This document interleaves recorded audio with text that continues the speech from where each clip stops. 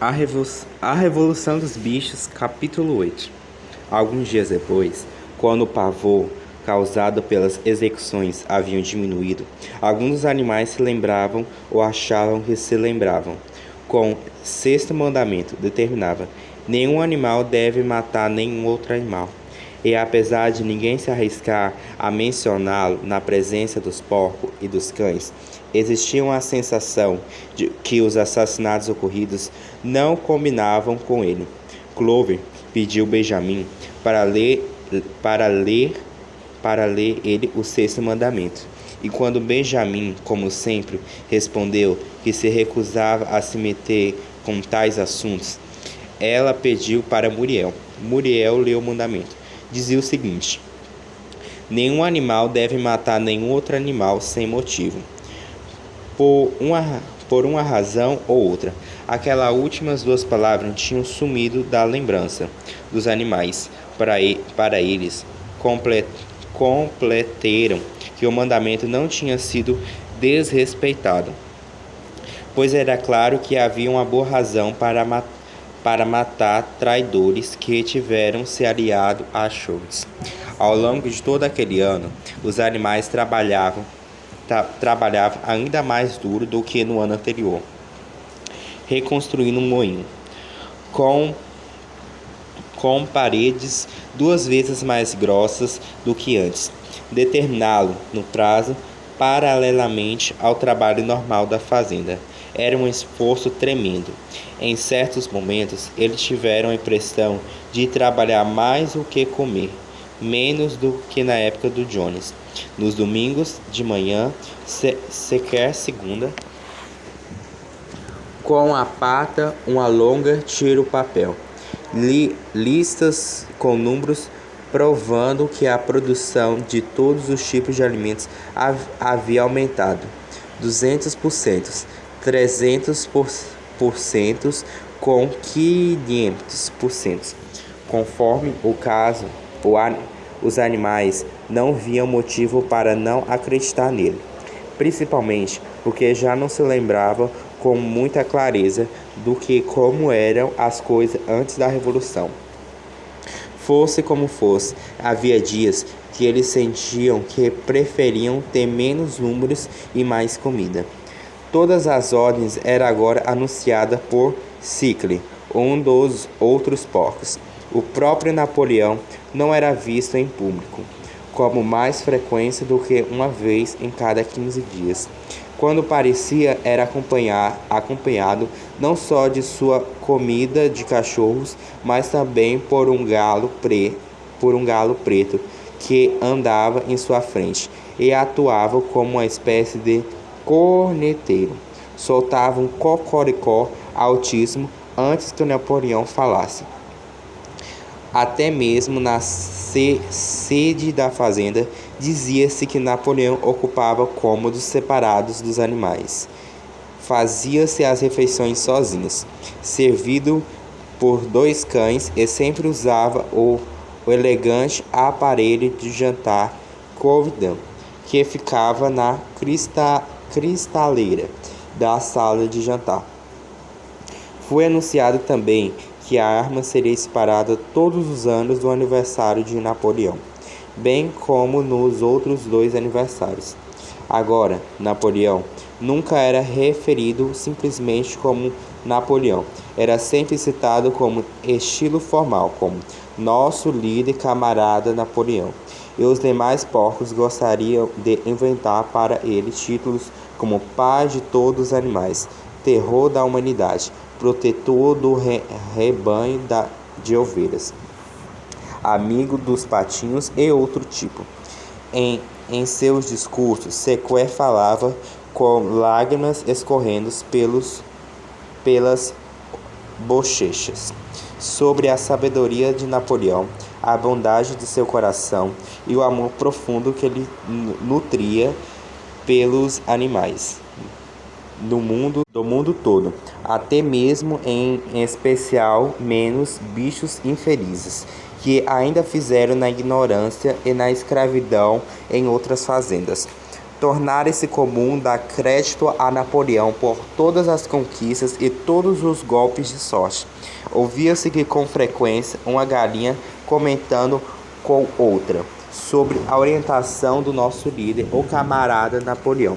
Eu botei 5 ovos em 6 dias, ou 2 vacas enquanto tomavam água no açude exclamável, graças à liderada do camarada Napoleão.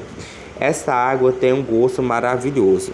O sentimento geral da fazenda estava bem representado por um poema chamado Camarada Napoleão, composto por Mínimos e que dizia assim: amigos dos órfãos, provedor dos grãos, fonte de conhecimento. Ah, como se minha alma se inflama, antes sua miranda acalma a soberana, como o sol do firmamento, camarada Napoleão.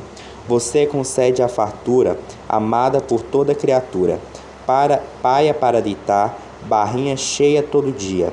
Todos os bichos, grandes ou pequenos, dormem em suas baias tão serenos, pois você, como tamanho zelo, tudo vigia, camarada Napoleão.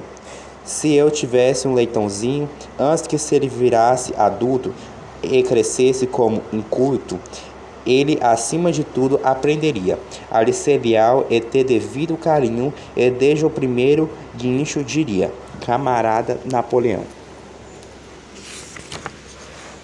Napoleão aprovou o poema e fez-se inscrito na parede do grande celeiro, no canto oposto aos 7 mandamentos. A composição foi rontuada por um retrato de Napoleão de perfil pintado por Século com a tinta branca. Enquanto isso, por intermédio de Kuiper, Napoleão envolvia-se com complicadas negociações com Fracto e Piquedon. A pilha de tábuas ainda não foram vendidas. Dos 2 Fracts, era mais ansioso por colocar as mãos nela, mas não oferecia um preço razoável. Ao mesmo tempo, corria boatos renovados segundo os quais Fregus e seus homens estavam tramando um ataque contra a fazenda dos animais e a destruição do moinho, cuja construção provocada nele uma invejava violenta.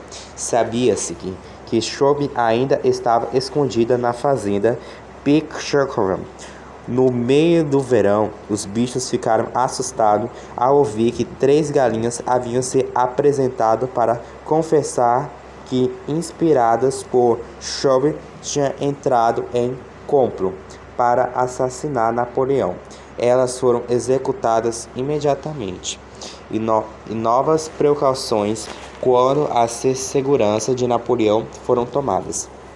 4 cachorros vigiavam sua cama à noite, um em cada canto, e um jovem leitão chamado Picton recebeu a tarefa de provar toda a comida de Napoleão antes que se comesse, para se certificar que não estava envenenada. Mais ou menos na mesma época, foi anunciado que Napoleão aceitará a venda de madeira para o Sr. Pickendon. Ele também celebraria com um acordo de longo prazo para a troca de certos produtos entre a fazenda dos animais e Fauquelardon. A relação entre Napoleão e Pickendon, embora sempre intermediadas por Quip, era agora quase amistosas. Os animais não confiavam em Pickendon por ser humano, mas preferindo no Frederick, e quem tanto temia quando odiavam. Com o passar do verão e o moinho quase pronto, os rumores sobre um iminente ataque traiçoeiro crescia cada vez mais. Frederick planejava investir contra os bichos, acompanhando em 20 homens, todos com armas de fogo, e já tinha suborno os juízes e a polícia, de modo que se conseguisse pôr a mão nos títulos de proprietário da fazenda dos animais, não haveria perguntas. Além disso, vazavam de Pickendon histórias pavorosas sobre as crueldades que Frictus praticava contra seus animais, que ele tinha açoitado um cavalo velho até a morte, que matava as vacas de fome, que tinha morto um cão jogado na fornalha, que se divertia à noite obrigando os galos a brigar usando lascas de lâmina amarradas no pescoço. O sangue dos bichos fervia a raiva quando ouvia sobre as coisas que eram feitas para seus camaradas. Algumas vezes gritavam, pedindo permissão para atacar a fazenda Blitz. Em conjunto, expulsar os humanos e liberdade dos animais era sequer ao aconselhava e evitar atitudes precipitadas e a confiarem na estratégia do camarada Napoleão. Ainda assim, o repto do Franklin seguia imenso. Certo domingo de manhã, Napoleão apareceu no celeiro. Explicou que nunca, jamais tivera a menor intenção de vender as tábuas de vaia para Franklin, que considerava abaixo de sua dignidade lidar com a patife adequada. Os pombos que ainda voaram para espalhar as notícias da Revolução eram proibidas de pousar em qualquer ponto de França, e tinha sido influído e substituir o antigo lema "Morte à humanidade por morte à frente". No fim do verão, mais uma das máquinas de chove foi revelada. A safra de trigo estava cheia de ervas daninhas e descobriu-se que uma de suas visitas noturnas, Chauves havia misturado sementes de praga às sementes de milho. Um ganso que tinha colhido na tramóia confessou sua culpa. A Chauve imediatamente cometeu suicídio, engolindo um punhão de bagas fatais de belatona. Os animais também apresentaram que Chauve jamais haveria recebido, como muitos deles acreditavam até então, a ordem de herói animal primeira categoria. Aquilo era apenas uma lenda espalhada pouco depois da Batalha do Estábulo pelo próprio Chauve, bem ao corvandido durante a batalha. Mais uma vez, alguns dos animais ouviram isso com certo espanto, mas sequer logo conseguiram convencê-los de que suas lembranças estavam incorretas. No outono, com esforço tremendo, exaustivo, pois a safra persistia ser colhida quase ao mesmo tempo que o moinho foi terminado, o maquinário ainda precisava ser instalado e Crabbe negociava a compra, mas a estrutura estava completa. Apesar de todas as dificuldades, apesar da inexperiência dos implementos primitivos, do azar e da traição de Chauvelin, o trabalho foi encerrado pontualmente, precisamente no dia marcado. Cansados até os ossos, mas muito orgulhosos, os animais deram voltas e mais voltas ao redor de sua obra-prima, que se parecia mais linda aos seus olhos agora do que na primeira construção. Além disso, paredes tinham o dobro de espessura das anteriores. Nada abaixo de dinamite poderia derrubá-las. E quando eles recortaram, quando havia trabalhado, os reveses que tinham superado e a enorme diferença que ocorreia em suas vidas quando as pás estivessem girando e o tínamo trabalhando. Quando recortaram tudo isso, o cansaço cedeu e todos deram pulos e piruetas em volta do moinho. Soltaram gritos de triunfo. Napoleão, acompanhado de seus cachorros, meteu cada animal por aquela conquista e anunciou que o moinho se chamava Moinho Napoleão. 2 dias depois, os animais foram chamados para uma reunião extraordinária no celeiro. Ficaram muitos de surpresa quando Napoleão anunciou que havia vendido a madeira para Frederick. No dia seguinte, as carroças de Frederick chegariam e transporte teria ido ao longo de todo o período de sua aparente amizade com Will. Napoleão havia negociado em segredo um acordo com Frederick. Todas as relações com Frederick foram rompidas. Mensagens ofensivas tinham sido enviadas a Pickering. Os pombos receberam a orientação de evitar a fazenda Pickering e alternar seu lema de morte à frente para morte a Pickering. Ao mesmo tempo, Napoleão garantiu aos bichos que as histórias sobre um ataque iminente à fazenda dos animais eram totalmente inverídicas, e que os relatos sobre as crueldades de Frederick com seus animais tinham sido uma grande medida exagerados todos aqueles boatos. Devido ser a obra de Shelby e seus agentes, parecia agora que Shelby, afinal, não se escondia na fazenda Pickering, e que de fato nunca estivera lá em toda a sua vida. Estava morando com razoável luxo. Dizia que Shelby era hóspede de Pickering fazia alguns anos. Os porcos exaciaram-se que a astúcia de Napoleão a demonstrar amizade com Pickering. Ele tinha forçado Frederick a levantar o preço em 12 libras. Mas a principal qualidade da mente de Napoleão, disse sequer, era demonstrada pelo fato dele não confiar em ninguém, nem mesmo em Frederick, que desejava pagar pela madeira com uma coisa chamada cheque, um mero pedaço de papel com promessa de pagamento escrito nele. Mas Napoleão, esperto demais para cair nessa exigirá o pagamento em células, e 5 libras que deveriam ser entregues antes que a tábua fosse retirada. Frederick já havia pago, e a soma era exatamente a necessidade para comprar do motor do moinho. Enquanto isso, a carga foi posta na carroça e transportada em alta velocidade. Quando tudo tinha sido levado, outra reunião extraordinária foi organizada no celeiro para que os animais, inesperosamente, as notas de Fred, sorriso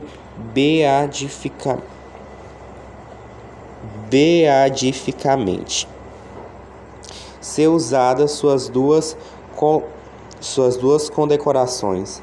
Napoleão repousava em uma cama de palha em cima da plataforma elevada, com o dinheiro em seu lado, empilhando como todo o capricho em seu prato de comida da sede.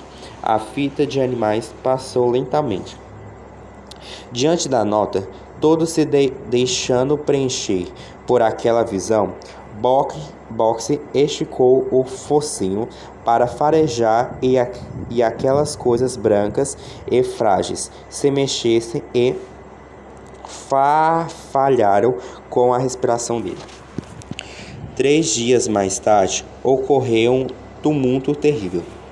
Shelby, com o rosto mortalmente pálido, subiu a trilha correndo de bicicleta.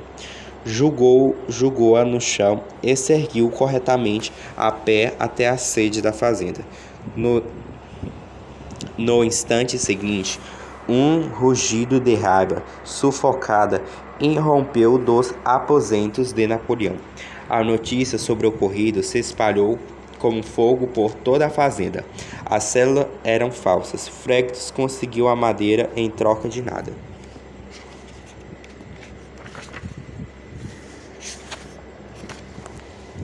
Napoleão reuniu os animais imediatamente e, com toda a voz assustadora, proclamou uma sentença de morte contra Frederick.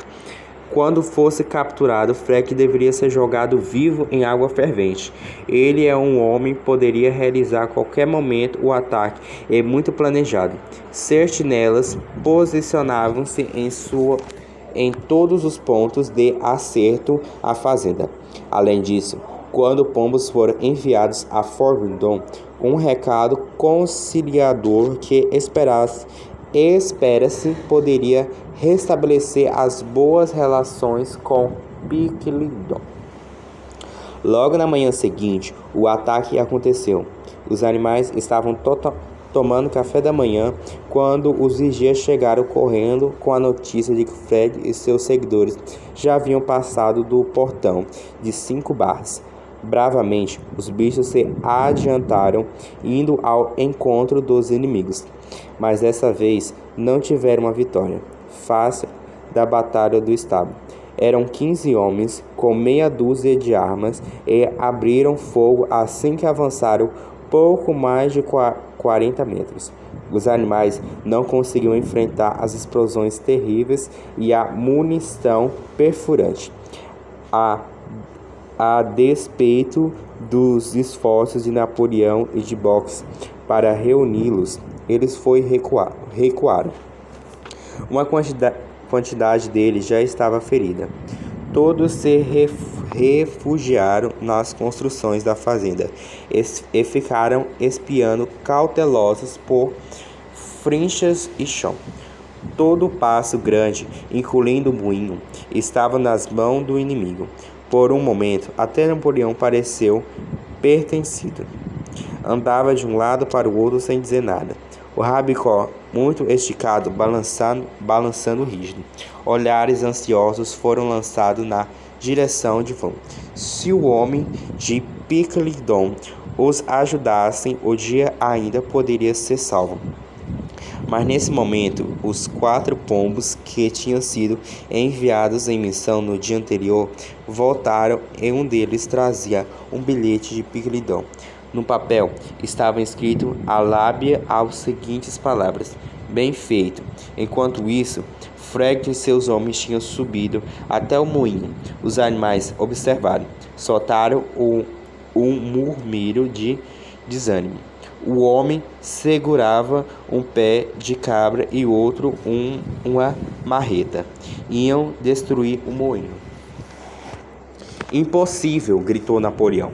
Nós construímos paredes grossas demais para isso. Ele não conseguiria derrubá-las. Nenhuma semana. Coragem, camaradas. Benjamin observava atentamente os movimentos dos homens.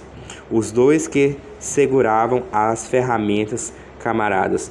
Um buraco perto da base. Os moinhos devagar e um ar quase diversos. Benjamin mexeu longo focinho. Foi o que eu pensei, ele disse.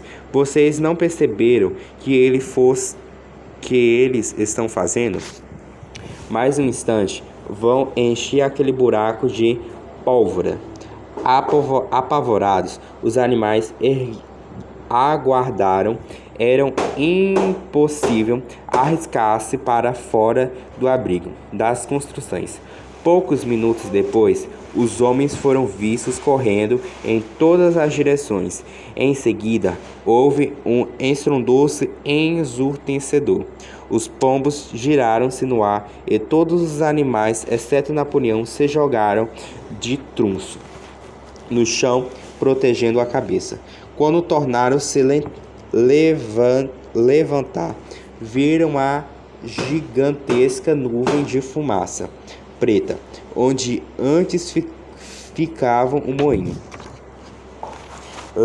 Lentamente a brisa a dissipou. O moinho deixará de existir. Diante daquela visão, a coragem voltou aos animais. O medo e do desespero que havia sentido um minuto antes desapareceram sobre fúria que sentiram contra aquele ato cruel e desprezível. Um poderoso grito de vingança se elevou, e sem esperar uma ordem, os bichos se reuniram e partiram em bloco para cima do inimigo. Desta vez, não se importavam com as rajadas cruéis que os atingiram como uma saraiva de granizo. Foi um combate amargo e selvagem. Os homens disparavam muito e muitas vezes, quando animais chegaram mais perto, atacaram com bastões e as pesadas botinhas. Uma vaca, 3 ovelhas e 2 gansos foram mortos e quase todos saíram feridos. Até Napoleão, que ficou na retaguarda,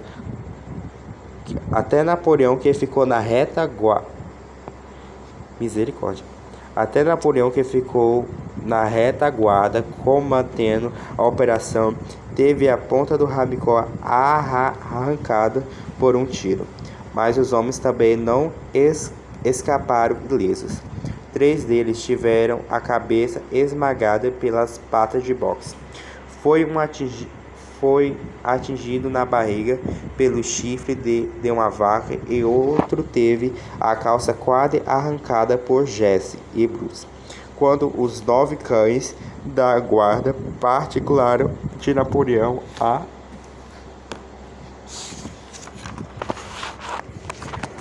a quem ele ordenou que fizesse um desvio sob a proteção da SEB, apareceram de repente pelas laterais, latindo ferozmente. O pânico tornou conta dos homens. Eles perceberam que corriam risco de ser cercados. Frederick gritou que fossem embora enquanto era possível, e no instante seguinte o inimigo e covarde fugiam para salvar sua vida. Os animais os perseguiram até o fim do campo e ainda desferiam uns chutes finais enquanto os animais forçavam a passagem pelo meio da cerca viva. Eles tinham vencido, mas estavam cansados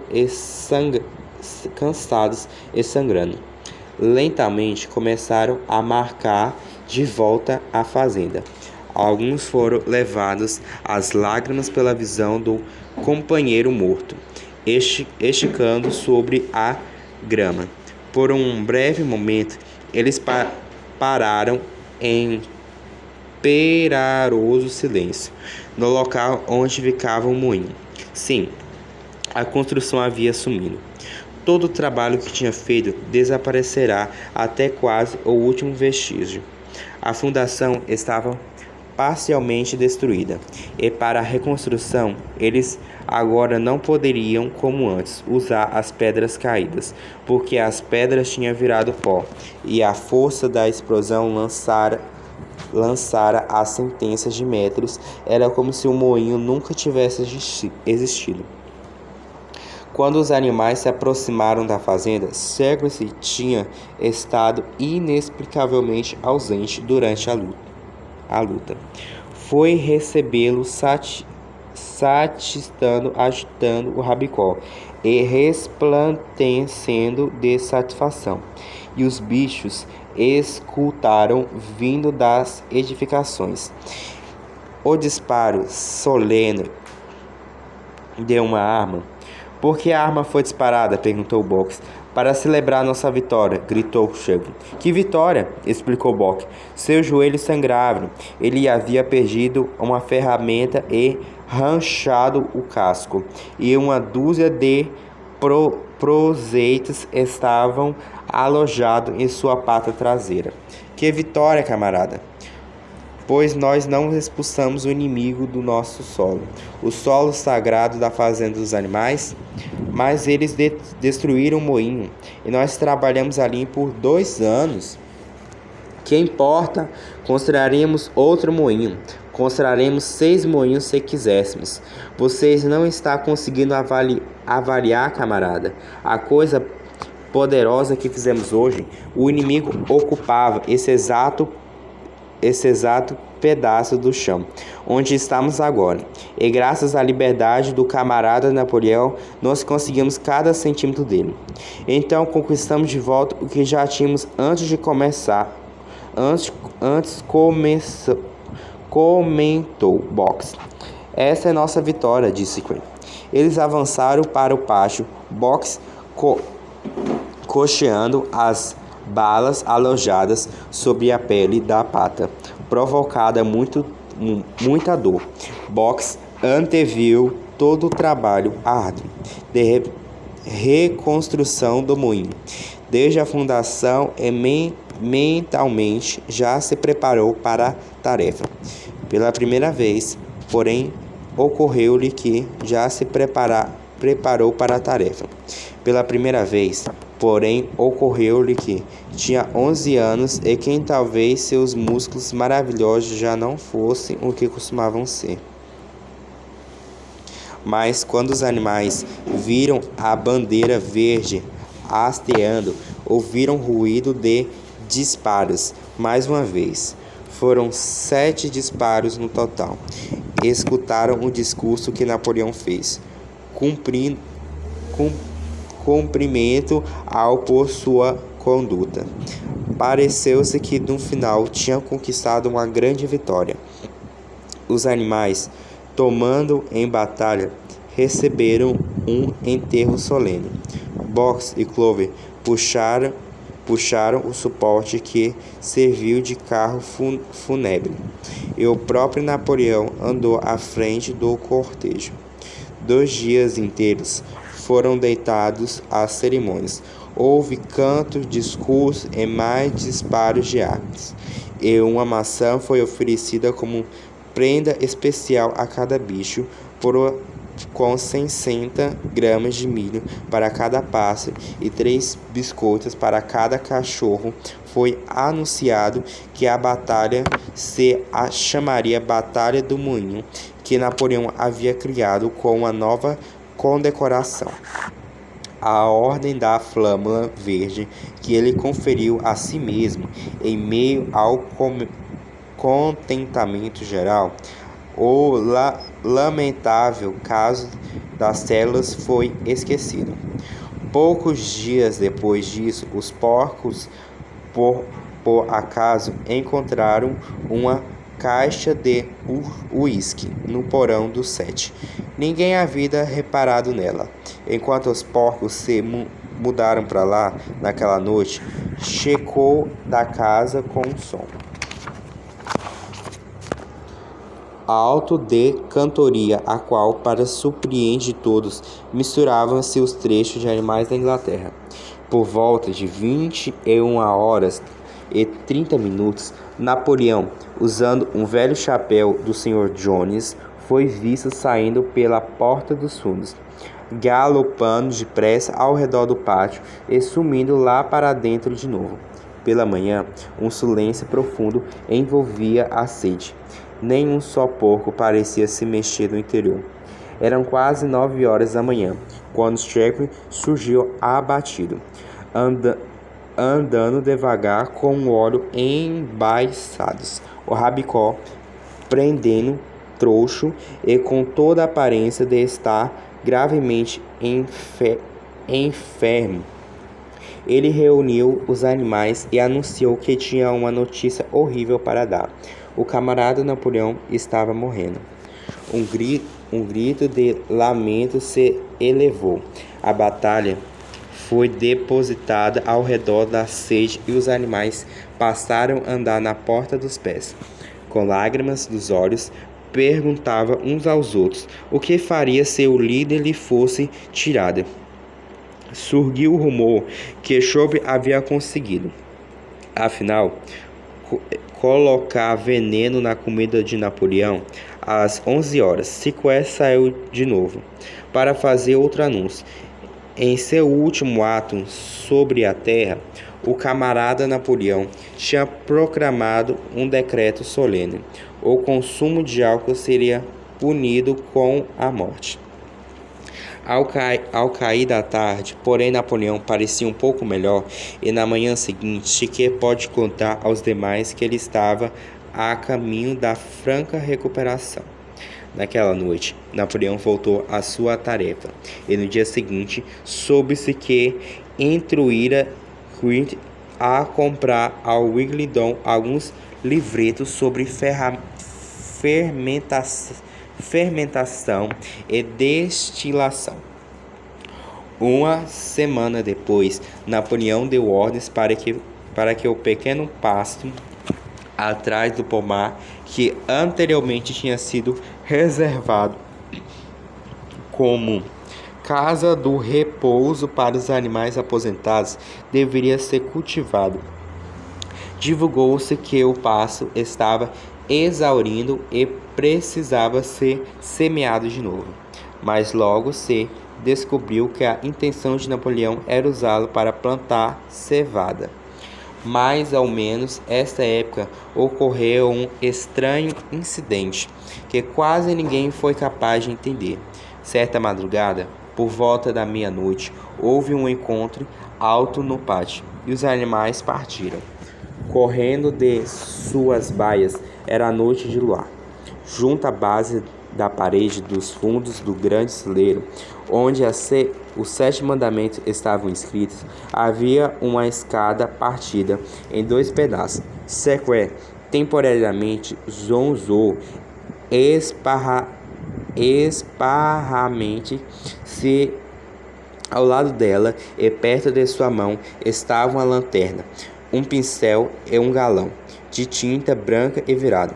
Os cachorros da mesma hora, formando um círculo ao redor de Shekel e acompanhado de volta à sede. Tão logo ele foi capaz de andar, nenhum dos animais conseguiu formular uma ideia sobre o significado daquilo, exceto o velho Benjamin, que balançou o longo focinho como um ar estendido e apareceu completamente tudo, porém não tinha nada. Alguns dias depois, Muriel, relendo os 7 mandamentos para si mesmo, percebeu-se que havia um dentre eles que o bicho tinha decorado com erro. Eles perceberam que o 5º mandamento era: nenhum animal deve beber álcool, mas tinham se esquecido de 2 palavras. O mandamento, na verdade, dizia: nenhum animal deve se beber álcool em excesso.